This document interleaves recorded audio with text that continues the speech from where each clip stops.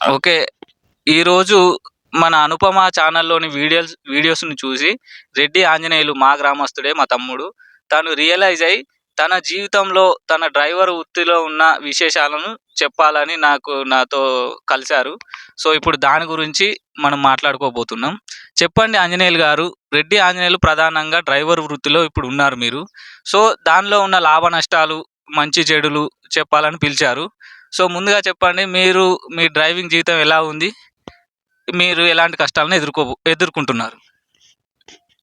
Driving వృత్తి ఎలా ఉంది అనంటే, కొంతమంది ఓనర్స్ వల్ల ఈ యొక్క డ్రైవింగ్ వృత్తి అనే దానికి ఒక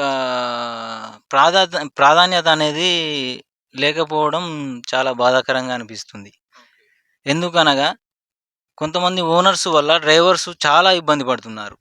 ఓకే. అయితే ఇప్పుడు ఓనర్స్ అందరూ కూడా అలా ఉండరు తమ్ముడు. నువ్వు చెప్పింది కరెక్టే అయినప్పటికిని కొందరు స్వార్థపూరిత ఓనర్స్ వల్ల మీకు నష్టం జరిగిందని నాకు అర్థమవుతుంది. సో, నీ జీవితంలో ఒక ఓనర్ వల్ల నీకు కారు ఓనరు వల్ల జరిగిన నీకు జరిగిన అవమానాన్ని, అన్యాయాన్ని చెప్పాలి. ఓకే. మీరన్నట్టుగానే చాలా బాగా చెప్పారు. ఓనర్స్ అందరూ ఒకే విధంగా ఉండరు. కొంతమంది మంచివారు ఉంటారు, కొంతమంది చెడువారు ఉంటారు. అంటే మంచివారి గురించి చెప్పడం లేదు. ఇక్కడ నాకు జరిగిన అనుభవాన్ని గురించి మీకు చెప్పదలుచుకున్నాను. అది ఏమిటనంటే, ఇప్పుడు ఫర్ ఎగ్జాంపుల్ ఒక డ్రైవరు ఫర్ ఎగ్జాంపుల్ హైదరాబాద్‌కి వెళ్తే తనకు ఇవ్వాల్సిన ఒక్కరోజు వేతనం రూ. 1000. అదే జూనియరు డ్రైవర్ ఉంటాడు, సీనియర్ డ్రైవర్ ఉంటాడు.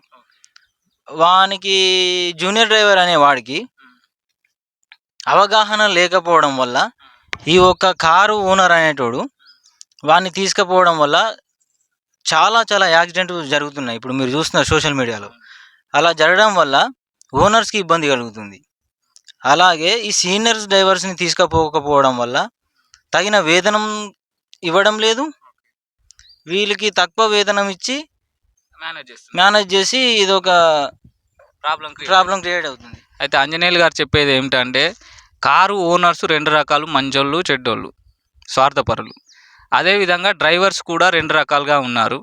ఒకటి సీనియర్ డ్రైవర్లు, అంటే వీళ్ళకి లైసెన్స్ ఉంటుంది, చాలా బాగా వెహికల్ని హ్యాండిల్ చేయగలరు, సేఫ్గా ప్రయాణికులని దింపగలరు. ఇక రెండో రకం ఇప్పుడిప్పుడే డ్రైవింగ్ నేర్చుకునే వాళ్ళు, జూనియర్ డ్రైవర్లు. అయితే వీళ్ళ ద్వారా ఏం ప్రాబ్లం జరుగుతుందంటే, వాళ్ళు సరిగా డ్రైవ్ చేయలేరు, కానీ తక్కువ డబ్బులకే వస్తారు. ఇప్పుడు వీళ్ళకి రూ. 1000 కిరాయి ఉంటే వాళ్ళు 500కి, ఎందుకంటే లెర్నింగ్ ప్రాసెస్లో ఉన్నారు కాబట్టి. యాక్చువల్గా లా ప్రకారం లెర్నింగ్ ప్రాసెస్లో ఉన్న వారికి ఓన్గా బండి ఇవ్వకూడదు. సో, ఇప్పుడు వాళ్ళు 500 తీసుకొని మళ్ళా ఓనర్స్ ఎక్కువ డబ్బులు తీసుకోవడానికి ఇట్లాంటి కుట్రలు జరుగుతున్నాయని తమ్ముడు చెప్తున్నాడు. సో, ఈయన జీవితంలో జరిగిన యాక్చువల్ రియాలిటీ ఏంటిదో మనం కనుక్కుందాం. ఆంజనేయులు గారు, మాకు ఇప్పటివరకు ఈ విషయం అర్థమైంది. సో, ఇప్పుడు రియల్గా మీ జీవితంలో జరిగిన విషయాన్ని చెప్పండి. మీకు జరిగిన అన్యాయాన్ని వివరించండి. అన్యాయాన్ని వివరించండి అంటే, ఫర్ ఎగ్జాంపుల్ మా ఫ్రెండే ఒక వ్యక్తి, అంటే ఓనరు. ఫర్ ఎగ్జాంపుల్ అంటే ఆ వ్యక్తిని నేను పేరు చెప్పలేకపోతున్నాను, ఎందుకంటే సోషల్ మీడియా ద్వారా అది చెప్పలేకపోతున్నాను. ఒక మా మిత్రుడే ఆయన కోసమే ఈ వీడియో తీయడం జరుగుతుంది. ఇక అది ఆయన మంచి అనుకొని చెడు అనుకున్నా ఏదనుకున్నా కానీ ఆయన కోసమే ఈ వీడియో ప్రత్యేకంగా డ్రైవర్లకు సంబంధించి ఈ వీడియో చేయడం జరుగుతుంది.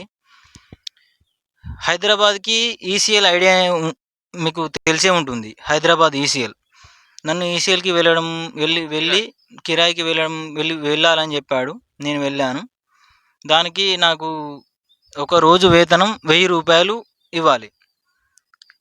కమ్సకం రూ. 1000 ఇవ్వాలి. ఏ డ్రైవర్ అయినా, సీనియర్ మోస్ట్ డ్రైవర్కి. అతను ఏం చేశాడనంటే, నన్ను ఈసీఎల్ నుంచి మళ్ళీ క్యాబ్ బుక్ చేయడం జరిగింది. అతను క్యాబ్ బుక్ చేసి నేను అక్కడి నుంచి జేబీఎస్కి వెళ్ళి, జేబీఎస్ నుంచి సిద్దిపేటలో ఒక ఇద్దరిని దింపేసి, సిద్దిపేట నుంచి మళ్ళీ ఉస్నాబాద్కి డ్రాప్ చేయి అని నాకు చెప్పడం జరిగింది. దానికి నేను సరే, ఫ్రెండ్ సర్కిల్లో నేను సరేరా వెళ్తా అనేసి నేను చెప్పాను. దానికి ఒక 1500 అమౌంట్ ఎక్కువ మోతాదులో రావడం జరిగింది. నేను ఓన్లీ పికప్ ఈసీఎల్కి వెళ్ళాలి అంతే. మీకు షార్ట్కట్లో చెప్పానంటే ఈసీఎల్కి వెళ్ళేసి వస్తే నాకు 1000 రూపాయలు ఇవ్వాలి అంతే. హైదరాబాద్కు నువ్వు వెళ్ళి వచ్చినా కానీ నాకు ఒక 1000 రూపాయలు ఇవ్వాలి నాకు. నాకు అర్థమైంది. ఉమ్, అయితే ఇప్పుడు ఆంజనేయులు గారు చెప్పేది ఏంటంటే వాస్తవంగా ఒక్కసారి డ్రాప్కు వెళ్ళి ఈసీఎల్కు డ్రాప్కి వెళ్తే 1000 రూపాయలు ఇవ్వాలి. సో ఓనర్ తన లాభాన్ని ఉంచుకొని డ్రైవర్కి 1000 రూపాయలు ఇవ్వాలి.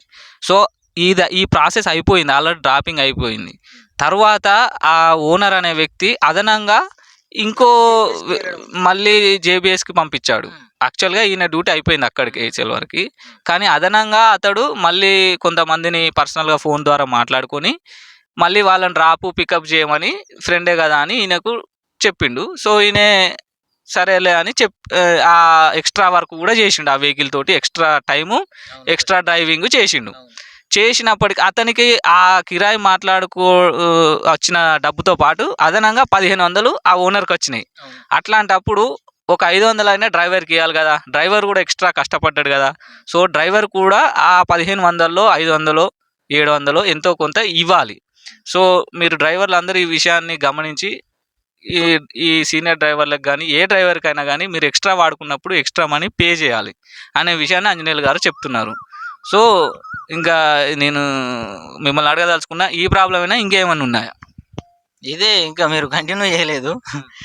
ఇదే ప్రాబ్లం. అయితే ఆ మనీ నాకు ఇవ్వలేదు. నాకు 1000 ఇచ్చే కాడ ఒక 800 పే చేస్తా, ఇక నీకు అంతే మనీ ఇస్తా, నా వల్ల కాదు అని చెప్పడం జరిగింది. ఇదే కాకుండా అంటే అసలు కిరాయి 1000 రూపాయలు కూడా ఇవ్వలేదు. 1000 రూపాయలు కూడా ఇవ్వలేదు. 800 రూపీస్ కట్టించాడు. గట్టెట్లుంటుంది అనేసి నేను అడిగాను. అడిగితే దానికి సంబంధించి ఇది మళ్ళీ నువ్వు క్యాబ్ ద్వారా బుక్ చేసుకున్నావు కదా, ఒక 1500 రూపీస్ ఎక్స్ట్రా వచ్చినాయి. నాకు ఒక 200-300 కూడా మరి నువ్వు ఇయ్యరా అని అంటే కూడా వాడు నా ఫ్రెండే కదా, ఇయ్యరా అంటే కూడా వాడు నేను ఇయ్యను, నువ్వు ఏం చేసుకుంటావో చేసుకోరా అది అనేసి అనడం జరిగింది. అమర్యాదగా మాట్లాడడం జరిగింది. సంథింగ్ కొంచెం గొడవ కూడా జరిగింది.